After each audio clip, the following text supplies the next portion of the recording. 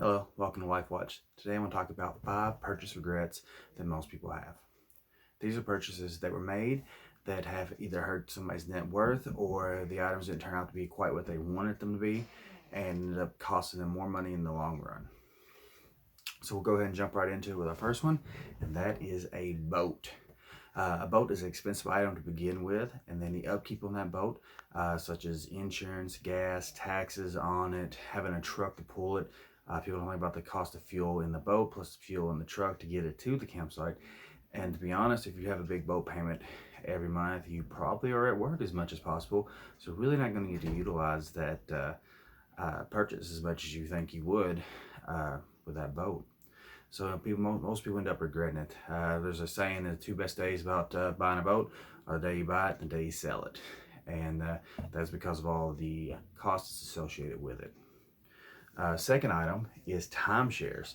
A lot of people sign up for these free seminars where they go and they get like 3 days free at a resort or something like that. If they pay attention to this seminar, most people want to do that because they want a cheap vacation, end up buying the timeshare and end up really regretting it over the long term.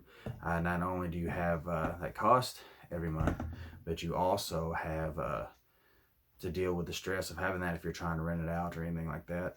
And they're very difficult to get rid of most of the time. So a timeshare is probably another thing that most people regret when they buy one.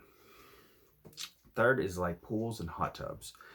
These seem like a great idea at first. There's quite a bit of cost up front with it, plus the cost of maintaining it. You know, the water costs money to fill it up, the treatment for the pool and the water and everything else. It ends up being pretty expensive for most people, and that really over long term hurts people financially because they could be using that initial money and then all the money of the upkeep to be investing in other assets. Fourth one I go over is a new car. Now, if you have a beater car and it's costing you a lot of money, you're constantly breaking down, missing work, or anything like that, yes, it might be time to get a better car, but a brand new car is usually never a good idea. Not only does it lose a lot of value as soon as you roll it off the lot, but also you got the insurance. If you're used to driving an older vehicle, maintaining full coverage insurance on this vehicle could be quite expensive versus what you have paid in the past. Plus a car payment, the average car payment in America I think is over $500 something right now. And I know people that have $700 a month car payments, and that's just a ridiculous amount of money. If you do have to go in debt to buy a car, you can buy something a little more affordable that you can get a reliable vehicle. It's not going to be fancy, but you can get a reliable vehicle for easily less than $10,000, even around $5,000.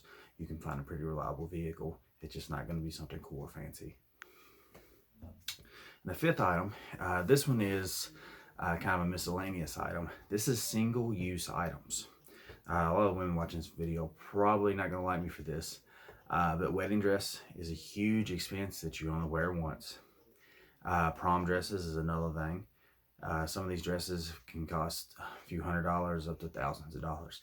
There really is, I'm not sure what the top out on that is, but it's quite high. So you can probably spend as much as you want to in that category.